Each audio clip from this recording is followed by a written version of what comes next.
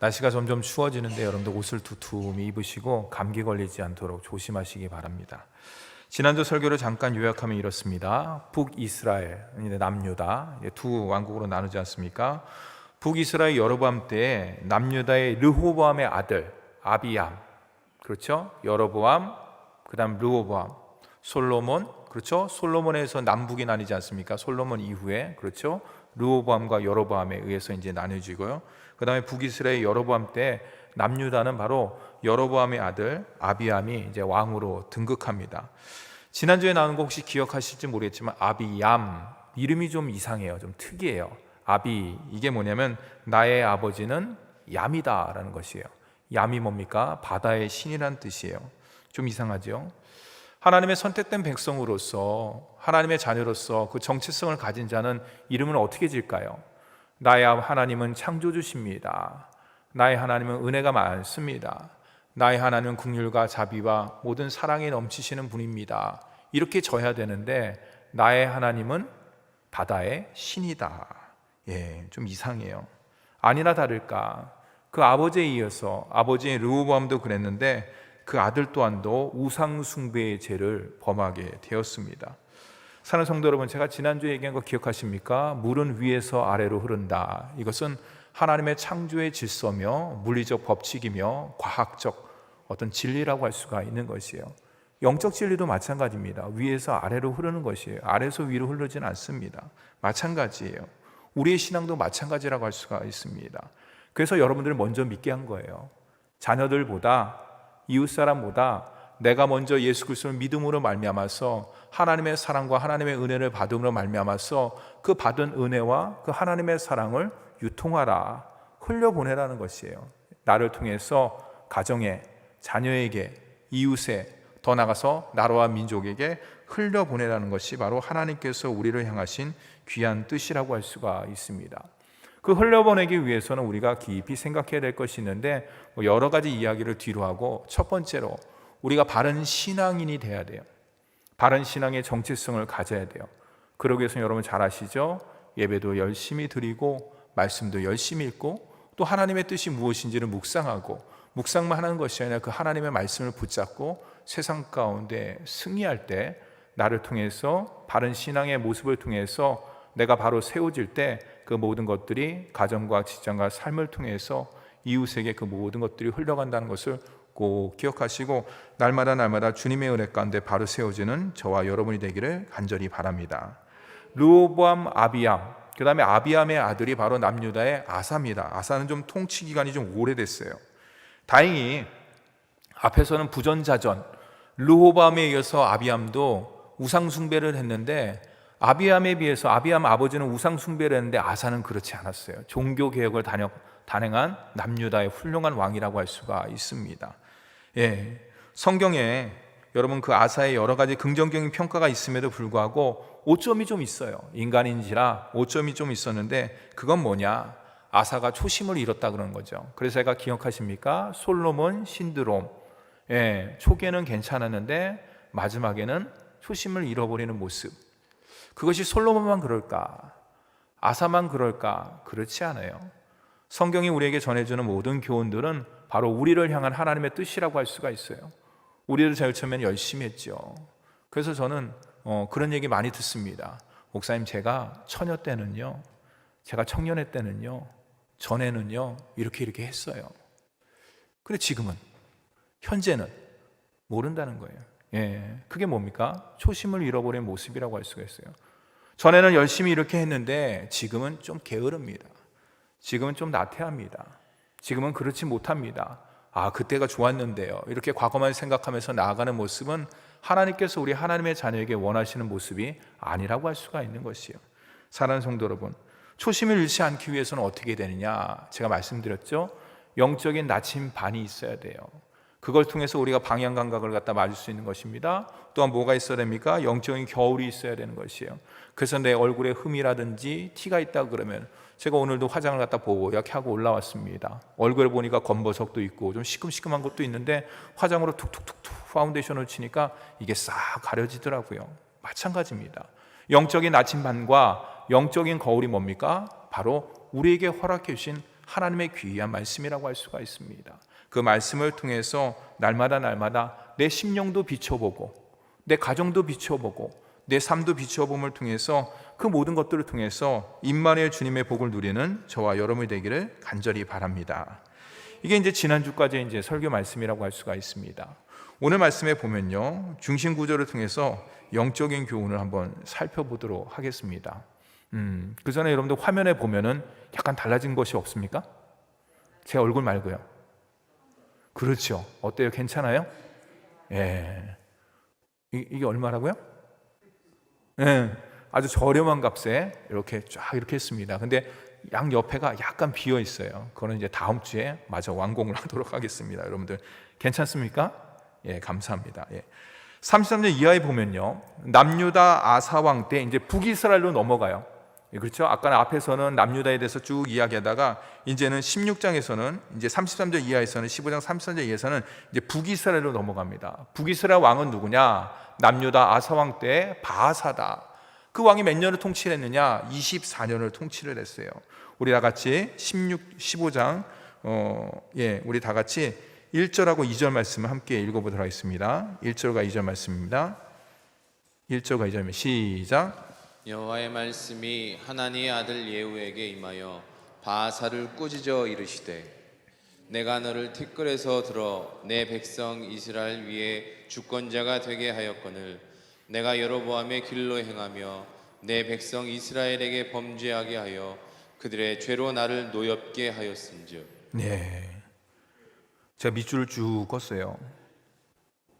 뭡니까? 내가 너를 티끌에서 들어 내가 여로보암의 길로 행하며. 이 말씀은 뭐냐면요, 하나님께서 하나니의 아들 예후라는 사람을 통해서 하나님의 말씀을 전합니다. 근데 누구에게 전하느냐? 아까 금방 얘기했듯이 북이스라엘 바하사에게 전하는 거예요. 북이스라엘 왕에게 전하는데 뭘 전하느냐? 쉽게 해서 하나님의 말씀에 바하사를 꾸짖으라는 것이에요. 두 가지를 꾸짖으라는 것이에요. 첫째는 뭐냐? 교만했다는 거예요. 교만. 제가 밑줄을 쳤죠? 내가 너를, 여기서 내가 뭡니까? 하나님께서 너를, 바하사를 티끌에서 내가 들었다는 것이에요. 이게 무슨 말인가? 왜 바하사가 교만죄를 저질렀을까? 바하사는 왕의 조건에 하나도 충족되지 못했다는 것이에요. 그렇죠? 북이스라엘 왕으로서 충족된 모습들이 하나도 없음에도 불구하고 하나님께서 바하사를 왕으로 세웠는데 너 하나님의 주권과 전적인 하나님의 섭리를 알지 못하고 네 마음껏 행동을 해? 네 마음대로 행동해? 네가 그렇게 잘났어? 이거랑 같은 말이에요. 교만죄를 저질렀다는 것이에요. 하나님의 은혜를 망각했다는 것이에요. 그것을 통해서 그것으로 뭡니까? 바하사를 꾸짖는 것이에요. 두 번째 바하사를 꾸짖는 이유가 뭐냐? 제가 밑줄을 걷는데요, 내가 여로보암의 길로 행하며. 성경에서 이스라엘 백성들이 죄악을 저질렀을 때, 왕조 시대 때 두 가지의 이름을 언급합니다. 첫째는 뭐냐? 여로보암의 길로 갔다는 것이에요. 르호보암, 여로보암. 결국엔 남북이 나뉘었는데 하나님께서 열지파를 여로보암에게 줬는데 하나님의 말씀 가운데, 섭리 가운데, 뜻 가운데 행하지 않고 자기 마음대로 자기 뜻 가운데, 여러분 아시죠? 베델가단에 금송아지를 세우고 절기를 자기 마음대로 바꾸고 일반 사람도 아닌 제사장을 갖다 막 세우고 절기도 막 바꿔버리는 그 모습을 갖다 본 거예요. 그래서 성경에는 하나님의 뜻 가운데 행하지 않는 그런 것들, 인물을 갖다 이야기할 때 첫째는 여로보암이 이야기를 해요. 두 번째는 뭐냐? 우리가 조금 이따 살펴볼 아합이라는 것이에요. 아합. 여로보암만큼 아합도 아주 악한 왕이라고 할 수 있어요. 아니 어쩌면 더 심하게 이야기할 수가 있는 것입니다. 그 두 가지를 갖다 이야기하는 것이에요. 즉 다윗의 길이 아닌 여로보암의 길, 하나님과 반대되는 길을 갔기 때문에 하나님께서 하나님의 아들 예후를 통해서 바하사를 꾸짖는 내용이 오늘 말씀에 나오고 있는 것이에요. 근데 중요한 건 뭐냐? 그 결과가 너무 처참해요. 오늘 말씀에 보면은 4절에 보면 제가 읽겠습니다. 바하사에게 속한 자가 성읍에서 죽은 주 개가 먹고 그에게 속한 자가 들에서 죽은 주 공중의 새가 먹으리라 하셨더라. 이게 무슨 말이냐? 죽어서도 하나님의 저주 가운데, 하나님의 저주와 심판 가운데 놓이는 무서운 형벌을 받을 것이라는 것이에요. 누가? 바하사의 가문이 그렇다는 것이에요. 오늘 말씀 가운데 8절에서 16절 말씀에 보면은 이제 바하사에 이어서 그의 아들 이제 엘라가 왕이 됩니다. 근데 길지를 못해요. 바하사는 24년 동안 다스렸지만 그 아들 엘라는 2년, 사람한테 정확하게 얘기하면 2년도 채 안 되는 왕으로서의 역할을 감당합니다. 이스라엘과 블레셋과의 전쟁이 일어났어요. 근데 엘라가 전쟁터에 나가야 되는데 그가 자기 집에서 술에 취해 있을 때 뭡니까? 엘라의 충신인 뭡니까? 시므리가 반역을 일으켜요.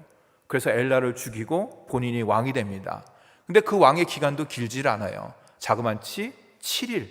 며칠이라고요? 7일을 왕이에요.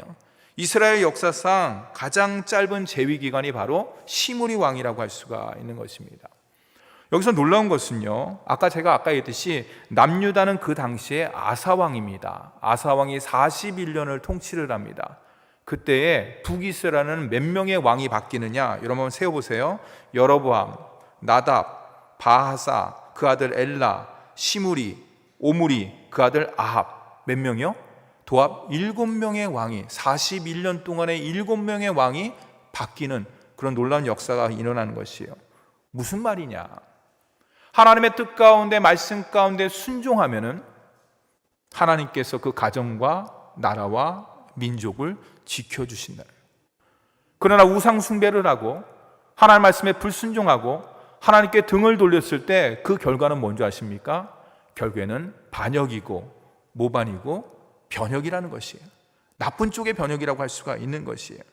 우상 숭배하는 북이스라엘 평안의 날은 한 번도 없었다는, 7명의 왕이 바뀌면서 아사왕이 41년을 통치할 때 북이스라엘이 7명의 왕이 바뀌면서 북이스라엘은 평안한 날이 하나도 없었다는 것을 그 반증하면서 이야기해주고 있는 것이에요. 사랑하는 성도 여러분, 우리의 가정과 교회와 직장과 사회를 지키는 힘이 무엇입니까? 우리는 경제다, 정치다, 군사다, 아니면 지금 바이든이 대통령이 됐기 때문에 미국과 한국과의 어떤 정치적 동맹을 통해서 우리가 공고히 할 수가 있다. 물론 그것도 맞는 것입니다. 그러나 성경을 살펴보면은 우리의 가정과 우리의 자녀와 교회와 세상의 참된 평화는 그것으로 이루어지는 것이 아니라는 것이에요. 온 인류의 주가 되시고 창조주가 되시는 하나님의 말씀 가운데 나아갈 때, 그래서 이야기합니다. 나에게 물을 주십시오. 물을 주세요. 그랬더니 그 여자가 이야기합니다. 당신은 유대인으로서 사마리아 사람과 상종을 하지 않는데 어떻게 여인한테 물을 달라고 합니까? 이렇게 얘기했더니 쭉 이야기하면서 당신에게 남편이 5이 있는데 지금 있는 남편도 아닙니다. 그랬더니 이 여자가 깜짝 놀라면서 당신이 선지자입니까? 그럼 제가 질문을 한 가지 드리겠습니다. 당신의 말에 의하면은, 유대인들의 말에 의하면은 여기서도 말고 예루살렘에서 예배를 드리라 그러는데 정말로 예배 드릴 곳이 어디입니까? 그랬을 때 하나님께서 얘기하십니까? 여기도 아니고 예루살렘도 아니고 예수 그리스도를 상징적으로 표현한 것이에요. 영과 진리로 예배할 때가 이제 온다는 것이에요. 여러분 무슨 말입니까? 비대면으로 예배를 드리지만 그것이 중요하지 않다는 것이에요. 아까 이민성 목사님이 얘기했듯이 우리가 날마다 하나님과 함께할 때 그게 대면이든 비대면이든 그렇게 중요하지 않는다. 내가 가는 곳곳마다 제단을 쌓을 때, 예수 그리스도를 의지하면서 말씀의 제단을 쌓을 때 그곳이 하나님이 나와 함께하는 귀한 예배의 처소가 되는 줄 믿으시기 바랍니다. 사마리아로 이제 수도를 옮기고 오물에 대한 평가가 나와요. 근데 말씀에 보면은 성경과 어떤 현존하는 모압 비문에 의하면은 정치, 외교, 군사, 이스라엘 왕들 중에 최고로 뛰어난 인물이 바로 오물이다, 이렇게 이야기를 하고 있어요. 그러나 성경은 그렇게 이야기를 하고 있잖아요. 여러분 성경 말씀에 보면은. 그럼 오므리의 아들인 아합에 대한 평가는 어떤가? 다 같이 30절하고 33절 말씀을 좀 길지만은 함께 읽어보도록 하겠습니다. 시작. 그의 이전의 모든 사람보다 여호와 보시기에 악을 더욱 행하여 느밧의 아들 여로보암의 죄를 따라 행하는 것을 오히려 가볍게 여기며 시돈 사람의 왕 에바알의 딸 이세벨을 아내로 삼고 가서 바알을 섬겨 예배하고 사마리아에 건축한 바알의 신전 안에 바알을 위하여 제단을 쌓으며 또 아세라상을 만들었으니 그는 그 이전에 이스라엘의 모든 왕보다 심히 이스라엘 하나님 여호와를 노하시게 하였더라. 밑줄을 제가 쫙 걷어요. 첫째 30절에 그의 이전의 모든 사람보다 악을 더욱 행하여, 누가? 오므리의 아들 아합이. 31절에 오히려 가볍게 여겼다. 누가? 아합이. 33절에 그는, 아합이 그 이전의 이스라엘 모든 왕보다 심히 여호와 이스라엘 하나님 여호와를 노하시게 하였다. 누가? 아합이. 그 아버지도 그랬는데, 오므리도 그랬는데 그 아들 아합 또한도 마찬가지라는 것이에요. 아합은 하나님을 버리고 어떻게 합니까? 그 안에 이세벨을 따라 바알신을 열심히 섬겼습니다. 우상 숭배자예요. 심지어 그것만 된 것이 아니라 여호와의 제의를 버리고 하나님 앞에 드리는 제사를 다 버리고 뭡니까? 바알 제단을 쌓고 바알을 위해서 제사를 드렸다는 것이에요. 즉 뭡니까? 아합 시대에 공식적으로 이스라엘의 공식 종교는 뭐냐? 여호와 하나님이 아니라, 그렇죠? 이스라엘의 공식 종교는 여호와 하나님이 아니라 바알이 하나님이다. 바알을 숭배해라. 바알에게 제사를 드려라고 아합 시대에 공식적으로 종교로 바알 종교를 제단을 이제 삼았다는 것이죠.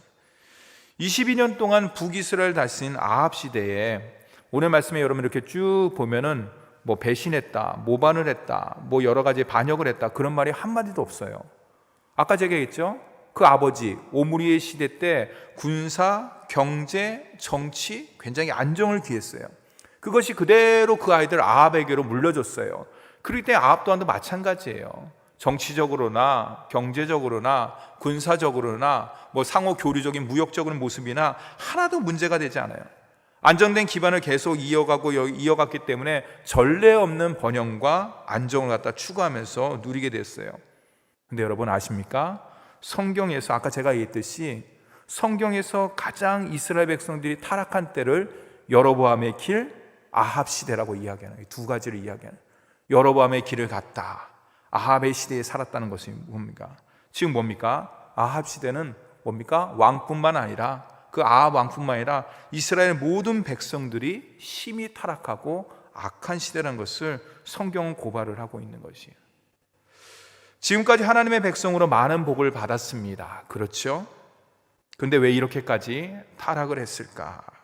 왜 이렇게까지 몰락을 했을까? 간단합니다. 하나님의 말씀이 들리지 않았던 것이에요. 아니, 하나님의 말씀을 듣지 않았습니다.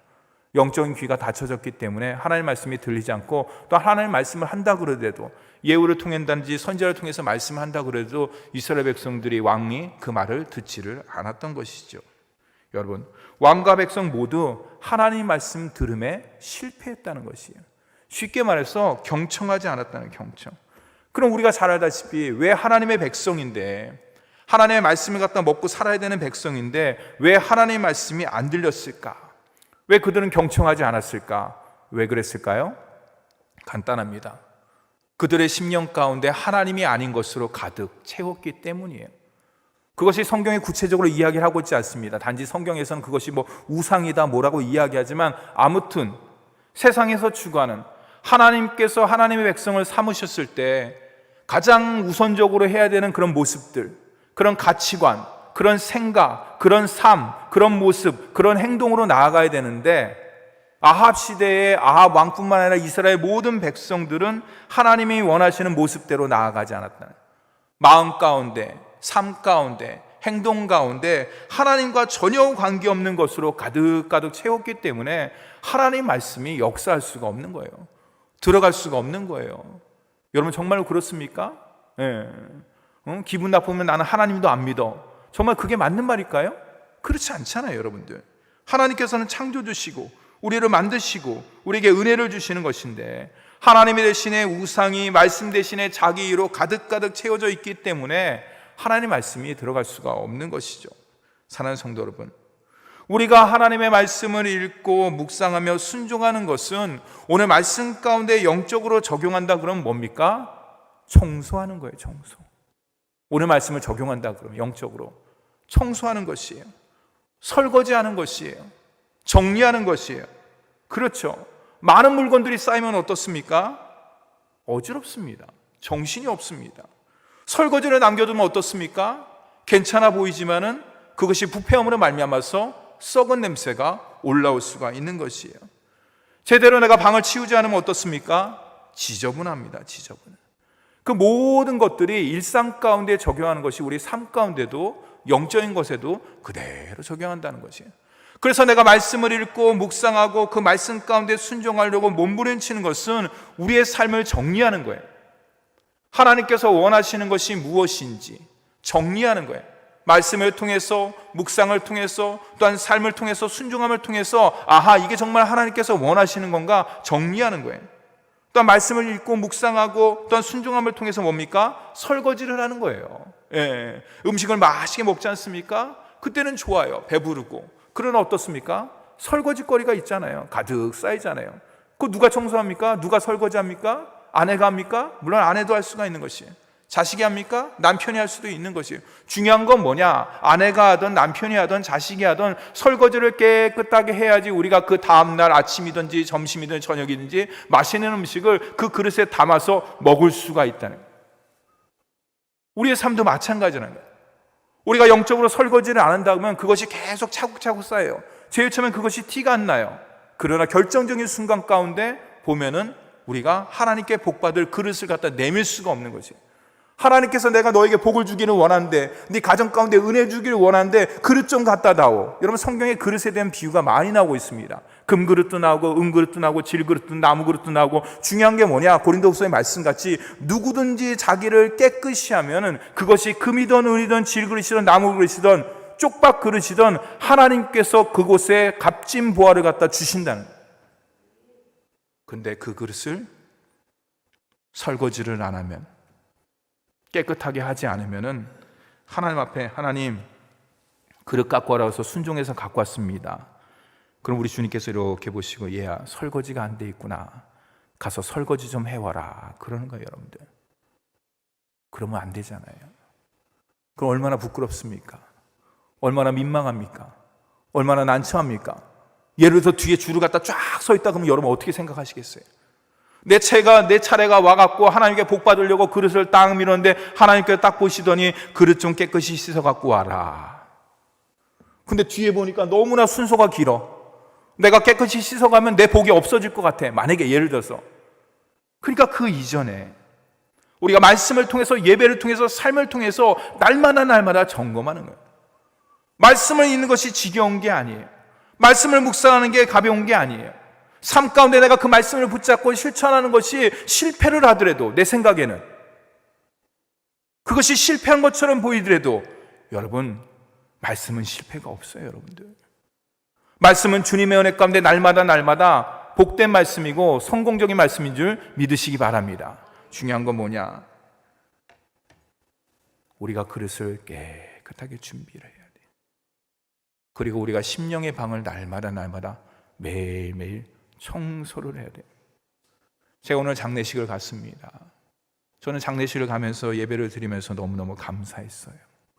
왜 그러냐? 나의 교만함을 그 자리에서 꺾을 수 있기 때문에. 여러분도 그렇지만 저도 인간인지라 교만이 없습니까? 갖고 싶은 것, 누리고 싶은 것, 뻐기고 싶은 것, 의시되고 싶은 것, 자랑하고 싶은 것 없습니까? 있어요. 근데 여러분, 말씀 가운데 나가고 그런 장소 가운데 나오면은 하나님께서 깨닫게 해주시는 거예요. 영근아, 그건 아니지. 네, 그렇습니다. 잘못했습니다. 그렇게 되는 거예요. 얼마나 하나님 감사한지. 만약에 그것을 깨닫지 못한다면 그런 것들이 차곡차곡 설거지처럼 쌓인다 그러면은 나도 모르게 교만 덩어리가 되는 거예요.